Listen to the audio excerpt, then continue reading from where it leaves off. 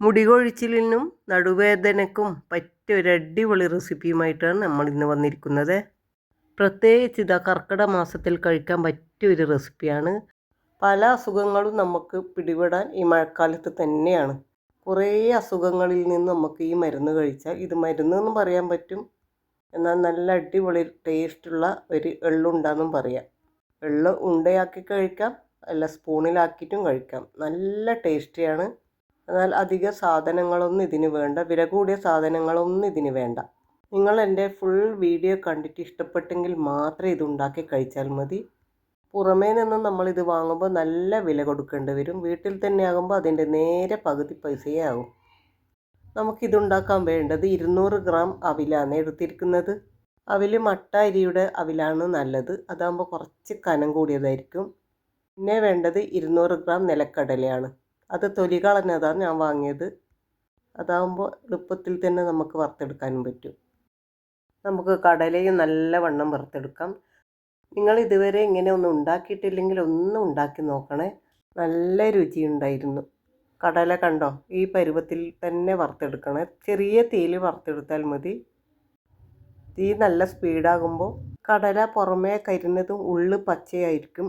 അതുകൊണ്ടാണ് ചെറിയ തീയിൽ വറുത്തെടുക്കാൻ പറഞ്ഞത്. പിന്നെ വേണ്ടത് നമുക്ക് ശർക്കരയാണ്. ശർക്കര എടുത്തിട്ടുള്ളത് 5 പീസാണ്. അതാകുമ്പോൾ കറക്റ്റ് അളവായിരിക്കും. ഇത് നമ്മൾ കുറച്ച് വെള്ളത്തിൽ നല്ലവണ്ണം മെൽട്ടാകാൻ വെച്ചിട്ടുണ്ട്. അതൊക്കെ മെൽട്ടായി വന്നിട്ടുണ്ട്. അത് നമ്മൾ അപ്പുറത്തെ സ്റ്റൗവിലേക്ക് മാറ്റിക്കൊടുത്തു. പിന്നെ വേണ്ടത് നമ്മളെ കറുത്ത എള്ളാണ്. എള്ള് നല്ലവണ്ണം കഴുകി ഊറ്റി വെച്ചതാണ്. അതിൻ്റെ വെള്ളമൊക്കെ നല്ലവണ്ണം പോയിട്ടുണ്ട്. എള്ളും നല്ല രീതിയിൽ പൊട്ടുന്നത് വരെ വറുത്തെടുക്കണേ. ഇത് കുറേ നാൾ സൂക്ഷിച്ച് വെക്കേണ്ടതാണ്, അതുകൊണ്ടാണ് പറയുന്നത്. വെള്ളത്തിൻ്റെ ഒരു അംശം പോലും ഒന്നിലും ഉണ്ടാകാൻ പാടില്ല. നിങ്ങൾക്ക് എൻ്റെ വീഡിയോ ഇഷ്ടപ്പെട്ടെങ്കിൽ ഒന്ന് സബ്സ്ക്രൈബ് ചെയ്ത് സപ്പോർട്ട് ചെയ്യണേ. കൂടെ ബെൽ ബട്ടനും കൂടി ഒന്ന് അമർത്തിയേക്കണേ. അങ്ങനെ നമ്മളെ എള്ളെല്ലാം നല്ലവണ്ണം വറുത്ത് വരുന്നുണ്ട്. പിന്നെ നമുക്ക് വേണ്ടത് ഒരു അരമുറി തേങ്ങയാണ്. അത് ഒരു തേങ്ങയായാലും കുഴപ്പമൊന്നുമില്ല, തേങ്ങ കൂടിയാൽ ടേസ്റ്റ് കൂടെ ചെയ്യും. ഇതിന് വലിയ ചിലവൊന്നുമില്ല, കുറച്ച് കഷ്ടപ്പാടുണ്ട്. അതായത് ഇതൊന്ന് വറുത്തെടുക്കേണ്ട ഒരു കഷ്ടപ്പാട്. പിന്നെ വെല്ലം ഉരുക്കി ഒന്ന് എല്ലാം കൂടി മിക്സ് ചെയ്ത് നമ്മൾ കർക്കിടകത്തിൽ കഴിക്കുന്ന മരുന്നില്ലേ, അതിൻ്റെ അതേ ടേസ്റ്റാണ്. അത്രയും കഷ്ടപ്പാടൊന്നും ഇതിനില്ല. ആരും മടിച്ചിരിക്കുകയൊന്നും ചെയ്യേണ്ട, അടിപൊളി ടേസ്റ്റാണ്. ഒരിക്കലും കൊണ്ട് നിങ്ങളിതൊന്ന് ഉണ്ടാക്കി നോക്കണേ.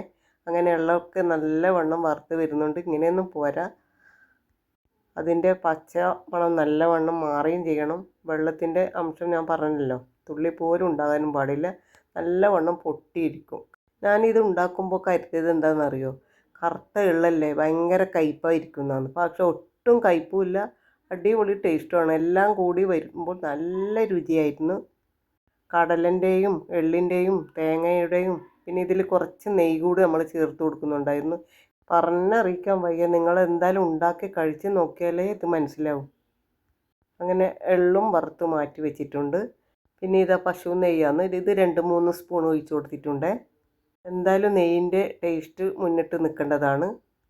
തേങ്ങയും അവിലും നെയ്യെല്ലാം എല്ലാവരുടെ വീട്ടിലും ഉണ്ടാകുന്നതാണല്ലോ. പിന്നെ എള്ള് പിന്നെ എല്ലാവരും അങ്ങനെ വാങ്ങി സൂക്ഷിക്കുമെന്നൊന്നും അറിയില്ല. അതിന് ചെറിയ പൈസയല്ലേ ഉള്ളൂ എള്ളിന്.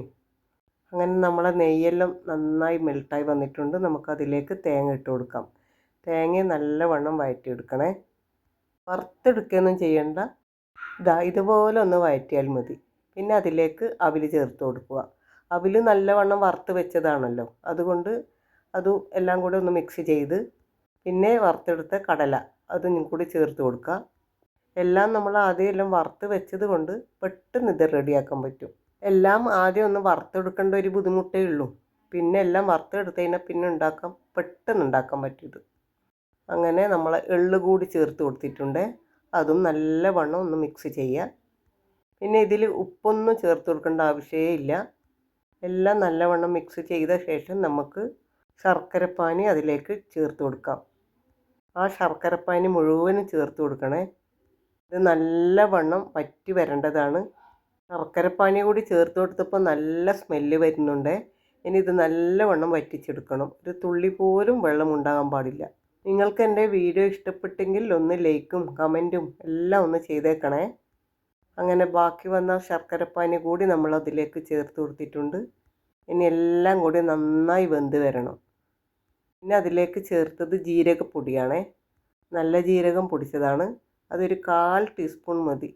പിന്നെ 1 ടീസ്പൂൺ ഏലക്കാപ്പൊടിയും കൂടി ചേർത്ത് കൊടുത്തിട്ടുണ്ട്.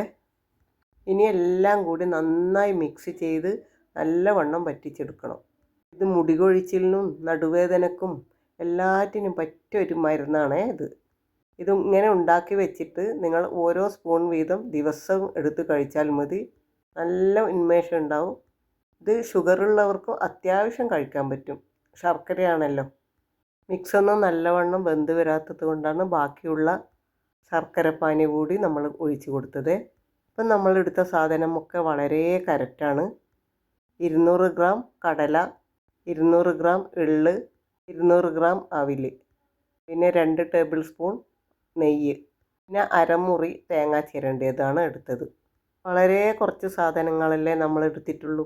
എന്നിട്ട് നോക്കിയാൽ ഇഷ്ടം പോലെ ഇല്ലേ, നല്ല ടേസ്റ്റ് ഉണ്ടായിരുന്നു. കാണുമ്പോൾ തന്നെ നിങ്ങൾക്ക് മനസ്സിലാവുന്നില്ലേ. ഇത് കർക്കിടക മാസത്തിൽ മാത്രം കഴിക്കാവുന്ന ഒരു മരുന്നൊന്നുമല്ല, ഏത് കാലാവസ്ഥയിലും കഴിക്കാൻ പറ്റും.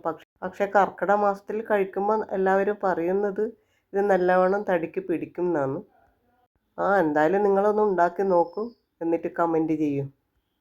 അങ്ങനെ ഇത് നമ്മളെ വെള്ളമെല്ലാം വറ്റി നല്ലവണ്ണം പാകത്തിനായിട്ടുണ്ട്. ഒരു തുള്ളി പോലും ചീനച്ചട്ടിയിൽ വെള്ളമില്ല. കുറച്ചുകൂടി വെക്കണം, എന്നാലും നല്ല പശ പോലെ ആയിരിക്കും, എന്നാലും ഉണ്ടയാക്കാൻ പറ്റും.